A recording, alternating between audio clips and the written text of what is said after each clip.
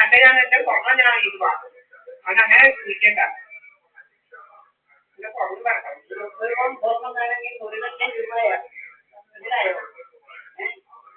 എല്ലാം വിറ്റ് നശിപ്പിച്ചില്ല കാറ് എല്ലാം കൊണ്ടുപോയി കൊള്ളാതായപ്പോ ഇന്ത്യ കൊണ്ടിട്ട്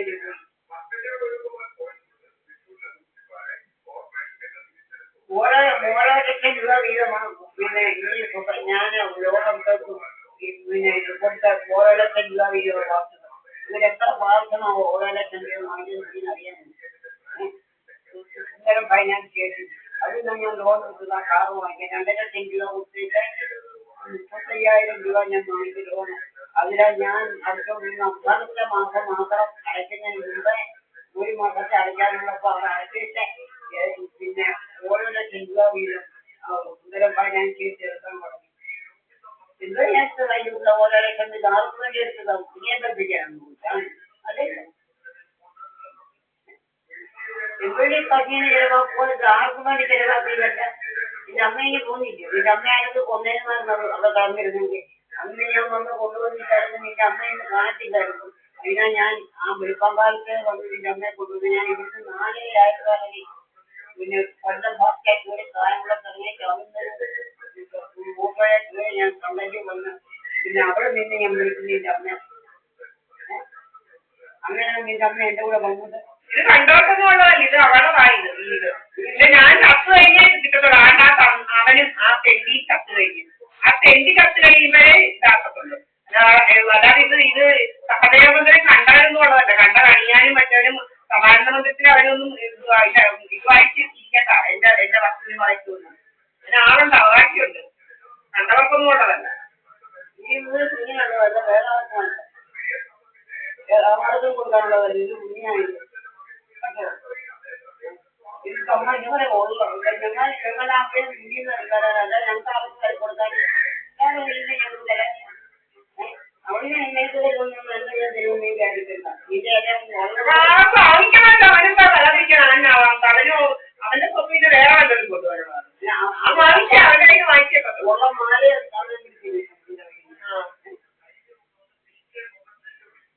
എന്തോ മക്കളെ കുഞ്ഞു വഴി പള്ളിയിൽ പോയി പഠിക്കുന്ന ഒരു കുഞ്ഞെ ഇതിന്റെ മാല പിടിച്ചിരുന്നത് കുഞ്ഞെ ഒരാളെ പഠിപ്പിച്ചിട്ടുണ്ട് ജോലി പോകുന്നത് നാടിലൊരു മോതിരയില്ല ഒരു കുന്തമില്ല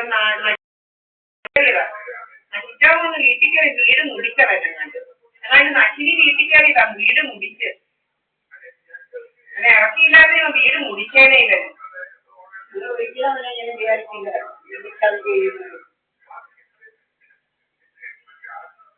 അല്ല ഗുരുമോക്ക് അവനെ മനസ്സിലായില്ല മനസ്സിലാകുമ്പോൾ ഇപ്പോൾ ഇനി പഠിക്കാനുള്ള പറഞ്ഞിരുന്നല്ലോ അവർക്ക് ഇപ്പോഴെങ്കിലും ഒരു ജോലി പോകാൻ സമ്മതിക്കത്തില്ല ഉടൻ തന്നെ ആ ജോലി ഓടിക്കാൻ പറ്റും പിന്നെ കുഞ്ഞിന് 10 പൈസ തരാൻ അവിടെ ഞാൻ കൊടുക്കുന്നുണ്ടെങ്കിൽ അവർക്ക് 10 പൈസയും വരുമാനമില്ല ഞാൻ അവർക്ക് മാസം 30,000 രൂപ കൊടുക്കുന്നു ജീവിക്കാൻ ഒന്നുമില്ല അത് എവിടെ ജോലിക്ക് പോയാലും ആ നിമിഷം അവനെ ആ ജോലി എന്തോ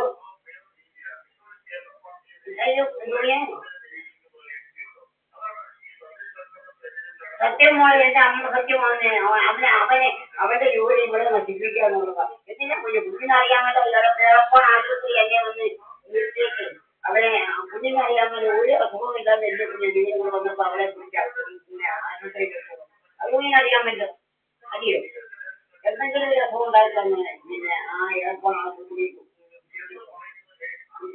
കുഞ്ഞും പറഞ്ഞ അമ്മയ്ക്കൊരു അസുഖം ഇരുന്നു ഇപ്പൊ ഒരു അസുഖമില്ല 4 വർഷം കണ്ടേ ഈ താമസിച്ചപ്പോ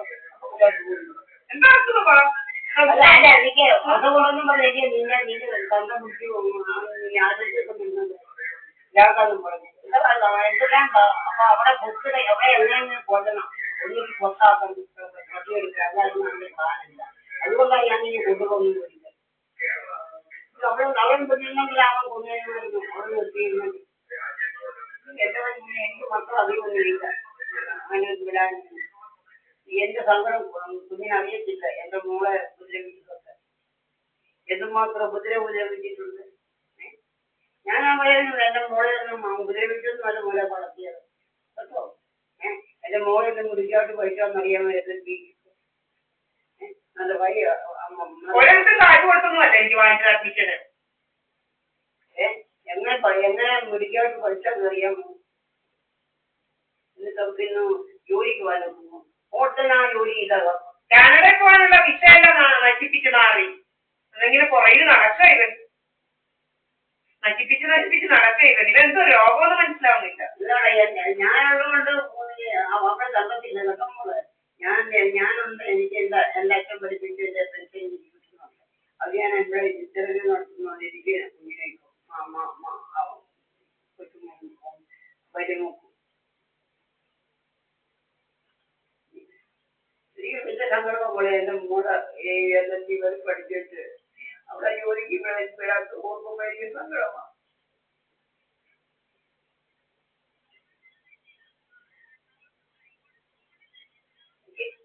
ആയിക്കോട്ടെ അവിടെ ചെന്നിട്ട് അവിടെയും ചെന്നെ ഇതാക്കൂ ചെയ്യുന്നത്. അതുകൊണ്ട് ഹൈക്കോടതിയിലേ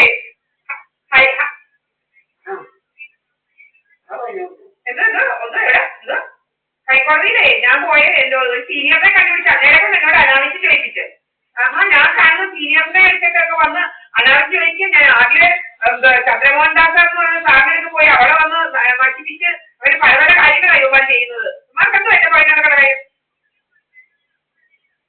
അല്ലല്ല. ആര് പറഞ്ഞ് ചന്ദ്രമോഹൻ ദാസ് സാർ വരണ്ടാ പറഞ്ഞിട്ടാ പോകുന്നത്. അമ്മ തന്നെ പറഞ്ഞു. ആര് പറയുക? ആഹാ എന്തോ പലയിടത്തുനിന്ന് ഇതുപോലെ ഇവന്മാർ വന്ന് നമ്മുടെ പുറകിൽ നടക്കുന്നത്. എന്താ ഇവൻ പുറകിൽ നടക്കുന്നത്? ഇവനാണ് എന്റെ പുറകിൽ നമ്മൾ ദണ്ഡ കഴിഞ്ഞു നിയമപരമായിട്ട്. ഇവൻ പിന്നെന്തോ പുറകിൽ നടക്കുന്നത്? ഇവനാരാ? എന്തോ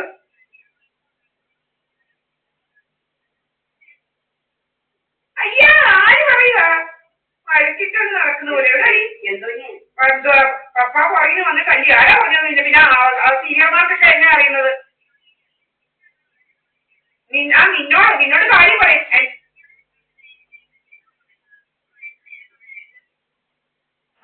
നിന്റെ അവനാണ് ഇതെല്ലാം ചെയ്യുന്നത്. ആ കണ്ടല്ലൂരിക്കാരൻ. നീ എന്നെ കെട്ടിപ്പിച്ചത്. കുറച്ച് ആൾക്കാരാണ് ഇതിന്റെ പുറകിലുള്ളത്. അബദ്ധം പറ്റിപ്പോയി. ഞാൻ നോക്കും ഇതിനെ റെഡിയാണോ അയ്യോ എന്നൊക്കെ ഉള്ളത് നോക്കും കേട്ടോ. എവിടെ ഞാനറിയണമല്ലോ എവിടെ പോകുന്നതൊന്നുമില്ല. പോകുന്നതല്ല ഞാനും അറിയണം. പോകുന്നതൊക്കെ എനിക്കും അറിയണം. ഹലോ നല്ലടുത്ത് എന്തുവാ ഇങ്ങനെയുള്ളവന്മാരൊക്കെ ഉണ്ടെങ്കിൽ ശരിയാക്കി വിടുമെന്ന് പറഞ്ഞേക്കണം. ഏതവനായാലും ശരി. വേറുള്ളവരുടെ കൂട്ടല്ല. എനിക്കറിയാം കള്ളന്മാരെയൊക്കെ കണ്ടാല്. കള്ളത്തരം കൊണ്ട് ഏതെങ്കിലും ഇതുപോലത്തെ എന്റെ ഒക്കെ എടുത്ത ഡാംഡൂമൊക്കെ കൊണ്ട് ഏതെങ്കിലും അവൻ വന്നിട്ടുണ്ട് അവനെ ശരിയാക്കി വിടും. നിന്റെ അടുത്ത് ഏതെങ്കിലും അവൻ എന്റെ അടുത്ത് എടുത്ത സോക്കേടെങ്കിലും ഏതെങ്കിലും അവൻ നിന്റെ അടുത്ത് എടുത്താൽ അവനെ ഞാൻ റെഡിയാക്കി വിടും. ഏതവനായാലും ശരി. അവനെ ഞാൻ വെറുതെ വിടത്തില്ല. ഏതവനായാലും അവരോട് പറഞ്ഞേക്കണം കേട്ടോ. ഹലോ മര്യാദക്കൊക്കെ ഉള്ളത് മതി. അല്ലാതെ ഇവന്റെ ഡാംഡൂമൊക്കെ എന്റെ അടുത്ത് എടുത്ത ഡാംഡൂമൊക്കെ നിന്നോട് ആരെങ്കിലും എടുക്കാൻ വന്നാൽ അതിന്റെ ഭവിഷ്യത്ത് അറിഞ്ഞോണ്ടേ പോകത്തുള്ളൂ. ഏതവനായിരിക്കും റെഡിക്ക് പോത്തില്ലേ ഏതവനായിരിക്കും.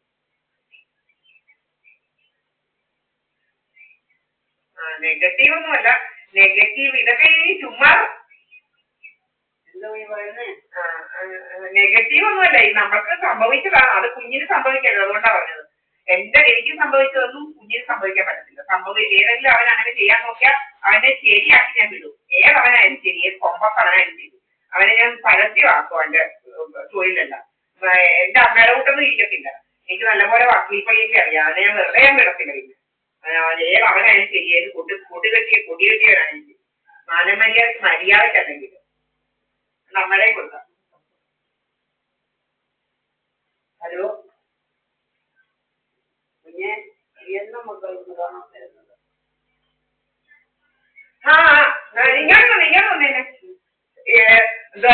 ഈ വീടും വസ്തുവും നിന്റെ പേരിൽ എഴുതണമെന്നുള്ളതാ എന്റെ ഇത്.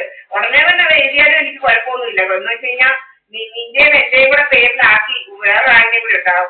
3 പേരുടെ കൂടെ പേരിലാക്കി ഒരാളും എടുക്കാത്ത നിനക്ക് ജീവിതകാലം